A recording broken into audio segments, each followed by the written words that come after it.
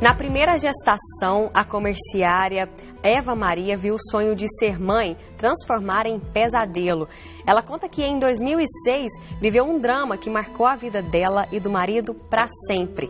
No 7º mês de gravidez, Eva sentiu a bolsa estourar e na primeira ida à maternidade ficou internada por 2 dias. Depois disso, foi mandada de volta para casa e ao retornar no dia seguinte foi recebida no hospital com insultos e reclamações. Passou por sofrimento e dores e além de perder o bebê, Eva ainda recebeu acusações de ser a única culpada pela tragédia, por demorar procurar atendimento. O relato retirado da internet é de uma vítima de violência obstétrica, expressão que define as agressões sofridas pelas mulheres antes, durante e após o parto, e que acontece frequentemente. Segundo especialistas, a violência obstétrica ocorre quando há negligência, maus tratos físicos ou verbais contra as gestantes e seus familiares. O assunto divide opiniões e virou bandeira de luta do feminismo. No mês da mulher, o Todas as Coisas fala sobre a violência obstétrica. Boa noite, Danusa.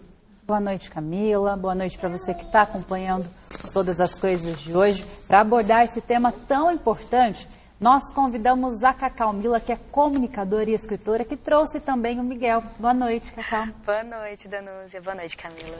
Boa noite.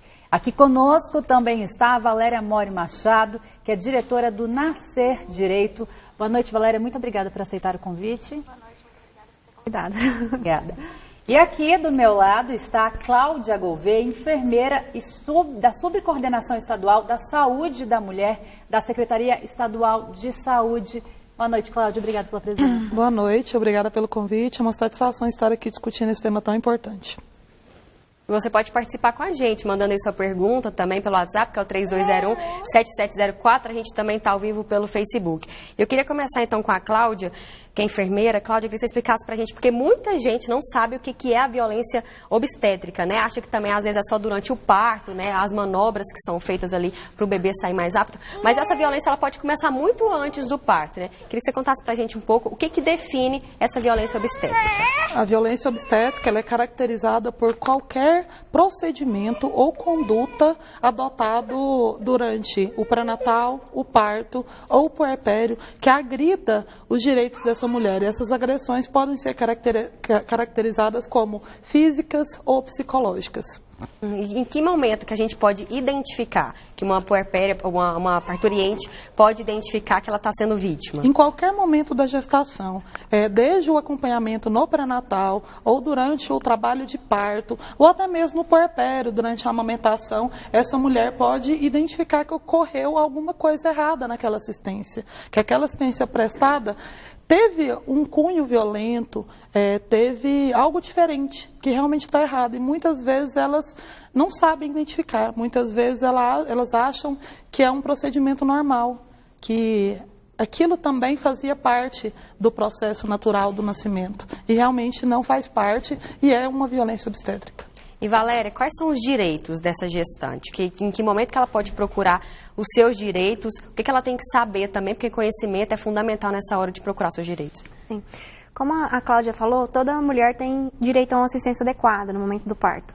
Então, isso é um direito não só da mulher, de todo e qualquer paciente. Todo e qualquer paciente ele tem direito à informação adequada, a consentir sobre o seu corpo. Ninguém pode ser submetido a uma intervenção cirúrgica, uma intervenção médica, sem uma indicação médica, indicação científica, por exemplo, que tenha uma base científica.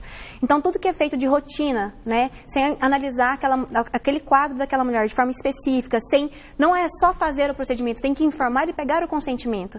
Então, tudo isso, quando ele é violado, o direito de qualquer paciente, e nesse caso, isso é especificamente a mulher, porque só ela fica gestante, então, quando se trata dessa vulnerabilidade da gestante, da puérpera ou da mulher em trabalho de parto, a gente fala que é uma violência de gênero. Então, além disso, por exemplo, se todo paciente tem direito de consentir e é pego esse consentimento no momento da gestação ou do parto, essa mulher não consente, pelo seu estado de vulnerabilidade, porque muitas das vezes ela é infantilizada. Então, a gente fala sobre um ato discriminatório.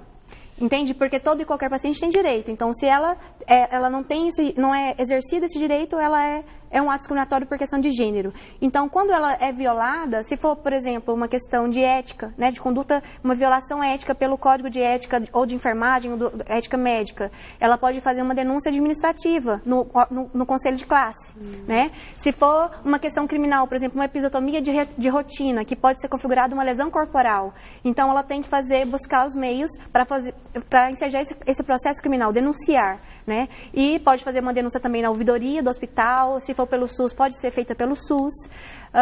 E se for uma questão civil para pedir indenização, ela pode buscar um advogado ou a defensoria pública para promover esse processo de indenização. Só lembrando que a episiotomia é o pique que dá, né, para poder... Isso. Não, só para as pessoas... Porque até eu também, às vezes a gente não lembra desses termos, mas é o pique que nesse procedimento, né, os médicos dão... É o famoso pique. Isso. Do parto normal. Do parto normal. E eu queria agora ouvir a Cacau, né, que tem uma história também pra gente. Ela trouxe o Miguelzinho. Miguelzinho foi curtir ali um desenho.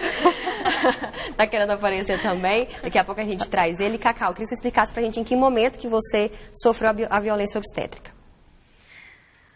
Olha, pra mim, primeiro eu quero que as pessoas que estão assistindo tenham consciência do quão violento e traumatizante é isso. Eu nunca superei. É a primeira vez que eu tô falando sobre isso. E eu te agradeço muito por ter aceitado o nosso convite. Eu sei que é muito difícil falar de uma dor que ainda não está cicatrizada, né?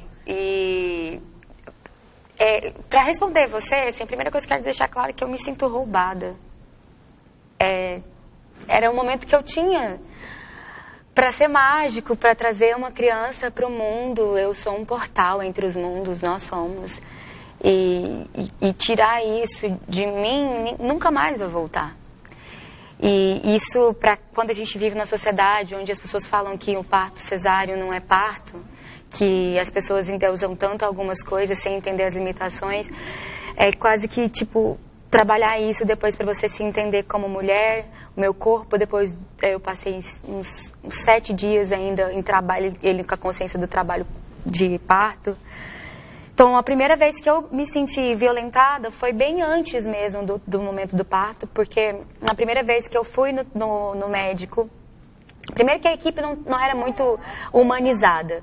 Segundo que a primeira vez que eu fui no médico com o trabalho de parto, o segurança não me deixou sentar na bola e esperar a contração passar para eu continuar andando. Brigou comigo porque eu queria que a minha acompanhante, que inclusive era a Valéria, entrasse. Ele não quis deixar. E eu sinto, não culpo ele, é despreparo do hospital. E no dia do hospital, do parto mesmo, eu primeiro tentei parto normal, fui para um hospital. Lá nesse hospital via público, então tinha que ser normal. Eu decidi, depois de 30 horas de trabalho de parto e um mês sentindo dor, que eu iria ter cesárea, porque eu não suportava mais a dor.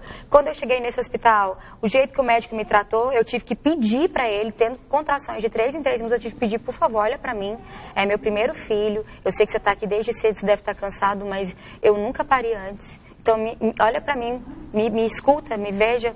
E aí ele me levou, eu fiquei 1 hora esperando o anestesista. Quando o anestesista chegou, eu perguntei, porque eu não tinha me preparado para o parto cesáreo, se amarravam mesmo as mulheres. A médica falou, não, você está muito traumatizada. Assim, eu estava muito nervosa, eu estava alterada, era uma gravidez já meio difícil mesmo. E você fica assustada, você acha que você vai morrer no parto, né? E aí teve uma hora que eu perguntei, eu não lembro o que eu falei pra ele, eu só sei que ele falou que se eu continuasse falando daquele jeito, ele iria me amarrar. E aí, eles tiraram minha acompanhante, eu tinha direito, eles tiraram ela. Aí eu peguei e falei pra ele... Respondi ele, e aí ele começou a falar alto comigo e falou assim, eu falei, moça, eu tô pelada na sua frente, eu tô nua na sua frente, eu tô em trabalho de parto, eu vou ter um filho, eu não tenho condições nem de te responder direito. Eu não sou obrigada a ficar te aturando, eu quero me acompanhar aqui agora. Eu tenho direito. Eles não trouxeram. Ela só chegou no final, quando o Miguel já estava sendo tirado, tipo, ficou poucos minutos mesmo. Na hora que tirou ele, eu falei, eu quero ficar com ele aqui. Queria que fosse humanizado. A médica falou assim, não, tem que levar, porque senão ele vai morrer. Você quer colocar seu filho em risco? O pediatra falou. Eu falei assim, eu arco com as consequências, eu quero meu filho perto de mim. E aí eles levaram, falou que ela não tinha estudado para ficar aguentando ordens de mãe. E levou o Miguel para longe, para mim pareceu uma eternidade, e foi muito difícil, eu fiquei sozinha lá na sala, e assim, para mim é tudo traumatizante, eu lembro muito de tudo que eles conversavam entre si sobre outras coisas enquanto eu estava ali, E na hora do parto, depois eles saíram, me deixaram sozinha, e aí só então levaram o Miguel. A Valéria depois voltou, e aí só depois eu fui descobrir que para ela voltar, para minha acompanhante voltar, ela teve que chamar a polícia para exercer meu direito. Porque nem isso eles queriam deixar. Como a gente era uma equipe preparada, eu tinha inclusive pedido a ela por causa disso, né, também, estava com muito medo, não tive como levar minha doula, depois disso a gente conseguiu, hoje as doulas podem acompanhar, e eu fui, e assim eu fui embora, né, mamãe? Ó, Miguel. E assim, eu fui pra casa, nunca falei sobre isso, só quando a gente teve a audiência pública para o direito sobre as doulas, acompanhante. E aí eu nunca mais lidei. Eu sei que é uma coisa que parece besteira para muitos, mas foi muito difícil, eu senti no meu corpo. Não sei se eu vou ter coragem de ter outro filho. Eu não quero passar pelo que eu passei. Foi uma experiência traumatizante, o que acontece com muitas mulheres. E, Valéria, nessa situação da Cacau, quais são os direitos? A quem que ela deve recorrer? Claro que isso nunca vai ser apagado da sua cabeça, é uma coisa traumatizante. Você está levando isso com você ainda, né? Como que ela pode resolver isso em questão judicial para que isso não ocorra mais com outras mulheres nesse hospital ou nesses hospitais? Eu gostaria também, Valéria, como você era acompanhante da Cacau, do lado de fora você estava percebendo que tinha alguma coisa errada toda naquela situação. O que acontece? A gente tem a lei que é 11.108 que fala do direito do acompanhante, mas ela é incompleta, ela não fala a palavra acolhimento, né? Então ela fala durante o parto e pós-parto. E já na resolução 36 da Anvisa de 2008, ele fala acolhimento, parto e pós-parto imediato. Então assim, e já o ECA fala até, engloba as consultas do pré-natal. Então assim, na verdade a gestante ela tem direito a acompanhante todo momento. Por todas essas leis que eu falei. Então, quando ela aconteceu essa situação, por que eu chamei a polícia? Porque era para resguardar as questões de direitos humanos dela.